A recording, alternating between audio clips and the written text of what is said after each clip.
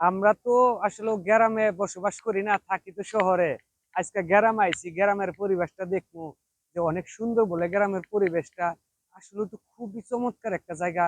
আমি তো আসলে জানতাম না এত ভালো লাগে। এই যে এই নামা এলাকায় এই যে কত সুন্দর ধানের জমি, হায় হায় রে! কি এর ঢাকা শহর, তাই ঢাকা শহর কি একটু ভালো লাগে না? গ্রামে তো আমার বসবাস করতে ভালো লাগে।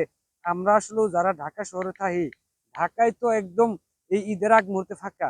আমরা গ্রামের পরিবেশটা দেখি না। আর গ্রামের পরিবেশটা দেখতে আসলাম, আসলে খুবই ভালো লাগলো। তাই ভাবছি যে এই গ্রামেই আমি, হ্যাঁ, আধা কাঠা জমি কিনা এই জায়গায় আমি একটা বসত বাড়ি করবো, কারণ গ্রামটা আমার কাছে খুবই ভালো লাগে। আর গ্রামের পরিবেশটাই কিন্তু অন্যরকম দেখতেই। আমরা শহরে খালি থাকি, একদম কোনো মেলা খোলা জায়গা পাই না। সব সময় খালি ঘরের ভিতরে বন্দি, আর চাকরিতে যাই।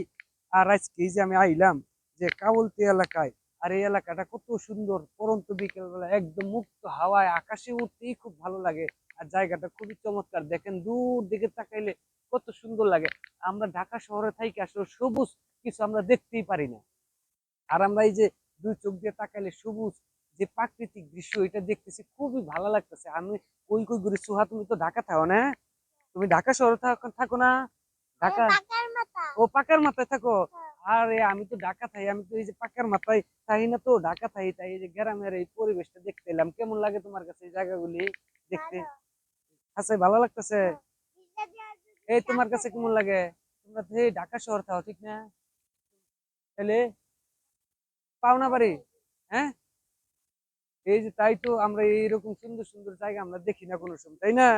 তাই আমরা আইছি, খুব আনন্দ লাগতেছে না তোমার কাছে? আচ্ছা আচ্ছা, ঠিক আছে, ওকে।